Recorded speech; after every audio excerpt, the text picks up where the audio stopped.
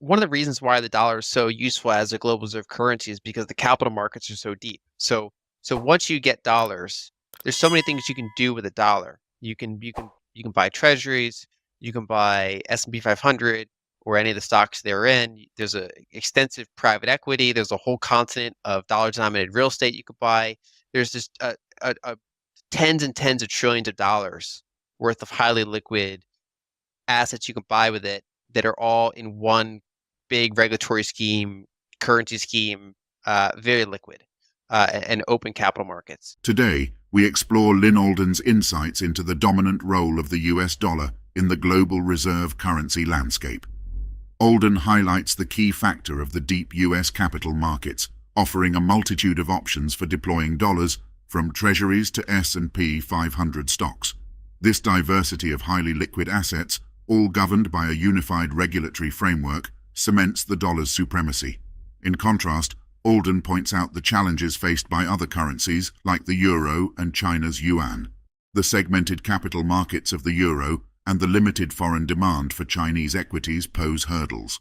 Alden foresees a potential future competition between the dollar and the yuan on a global scale.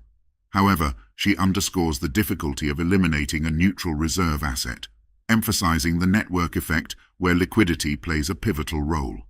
As shifts in payment channels and reserve diversification unfold, Alden predicts that the network effect of liquidity will continue reinforcing the US dollar's global monetary status. With that, let's dive into the video to hear Lyn's full thesis. Um, the euro has struggled more in that regard because even though you have a shared currency, you have different silos of capital markets, and so none of them are as liquid as US capital markets, right? And so you're still siloed. In China, there's not a lot of foreign demand for Chinese equities or real estate, um, and so it's like if you're running a surplus against China, let's say you're an oil producer, what do you do with that currency? It's like, well, there's lots of things you can do in the near term with it. You can buy all the Chinese goods. Uh, you can go to the Shanghai Gold Exchange and convert it to gold if you want. There's plenty of things you can do, but just merely holding their currency, and kind of reinvesting into Chinese capital assets is not a very attractive thing to do with it. Um, and then the when you get outside of those three major currencies, it drops significantly. So if Brazil is trying to make their currency a regional currency, how many entities, if they're running a surplus against Brazil, want to hold a lot of that currency and then reinvest it into Brazilian um, capital markets, right? And so that's the challenge with this. I think that over the long term, I mean, you could have maybe like two major currencies that really compete. Like you could have, say, the dollar system and the yuan, Chinese yuan system. You could potentially fracture that into two. Um, but it's really hard to have no neutral reserve asset at all. Usually there's a network effect tendency that makes one dominant asset kind of the underlying one. And that even as you have a more multipolar world, like even as you have payment arrangements that don't use that reserve asset, you have China buy energy from Russia without using dollars, or China buy iron from Brazil without using dollars, or India buying arms from Russia without using dollars, right? I think we're going to see, and we already are seeing, but I think we're going to continue to see de-dollarization of payment channels. We'll see more reserve accumulation, more reserve diversification. Um, but there's still liquidity itself is a network effect, and we're already seeing this manifest. For example, India and Russia are on good trading terms. They were for a while, and they still are, because India needs commodities, Russia makes commodities, Russia also makes arms, and so they're and they don't share a border, so they're not really enemies in the way, or like adversaries in the way that some other entities are. So they've had a constructive trade relationship. But the problem is, when Russia runs a surplus against India, they accumulate all these rupees, and they think, well, what do I want to do with these rupees? Do I want to? There's only so much I want to reinvest into Indian capital markets, right? And so they start saying, well, can you pay us in Chinese currency? Can you pay us in? They start to want to go up to stack to a higher network effect, higher liquidity currency at a certain point. And so that's the kind of self-reinforcing challenge of not having any reserve asset, is that the top few network effects really kind of start to dominate, even as you can. It's not necessarily one asset, but it's not a lot of assets. Is my point that only the most liquid, deep capital market or most liquid markets can really maintain that kind of global monetary status. In this next analysis by Lyn Alden, we unravel the intricate challenges facing the euro as a contender in the global financial arena. Alden sheds light on the difficulties of establishing new network effects, emphasizing the fractured capital markets within the eurozone. She delves into the recent trends, highlighting how China has been taking market share from Europe and the euro losing ground in reserve diversification.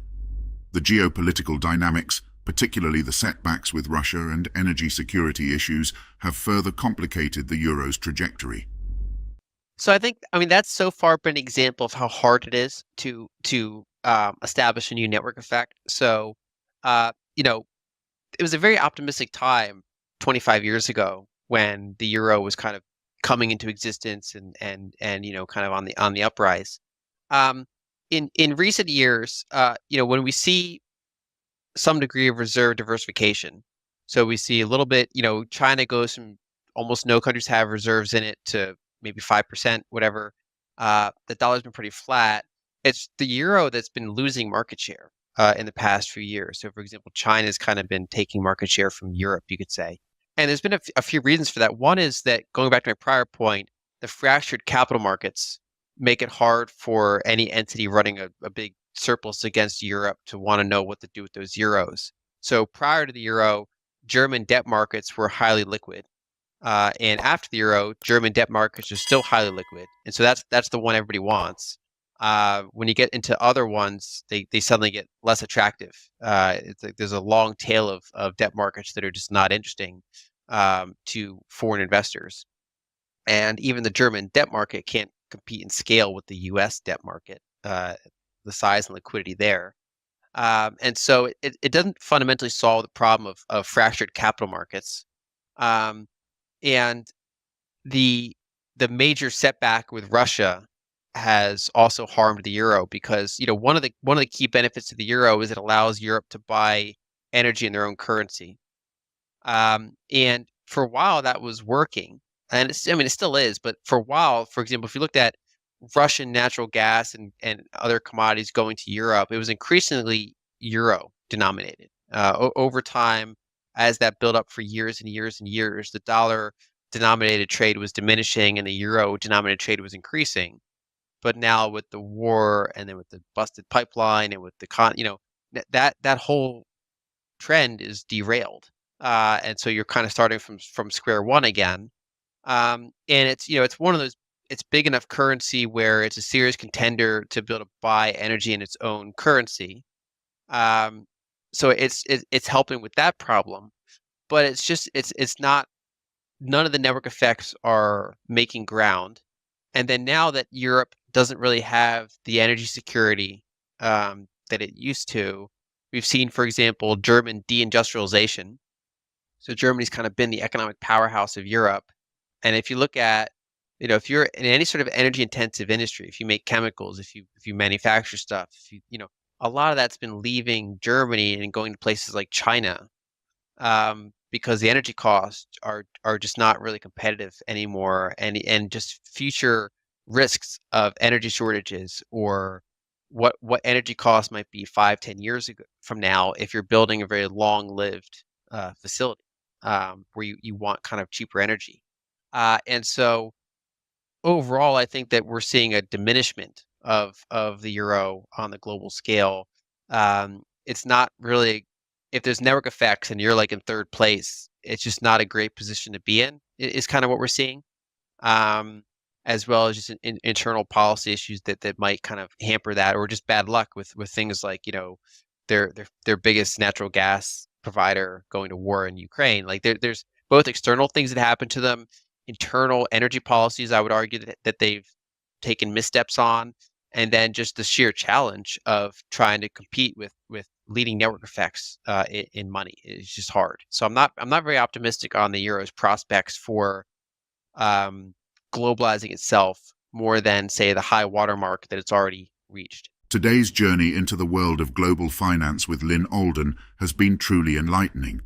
We explored the unparalleled dominance of the US dollar, delving into the deep capital markets that make it a powerhouse in the global reserve currency landscape. Alden's insights on the challenges faced by other currencies, particularly the euro, shed light on the complexities of establishing new network effects and the impact of geopolitical dynamics. As we wrap up, don't forget to subscribe to our channel for more expert analyses and in-depth discussions on finance and economics. If you found this content valuable, give us a thumbs up and feel free to share your thoughts in the comments below.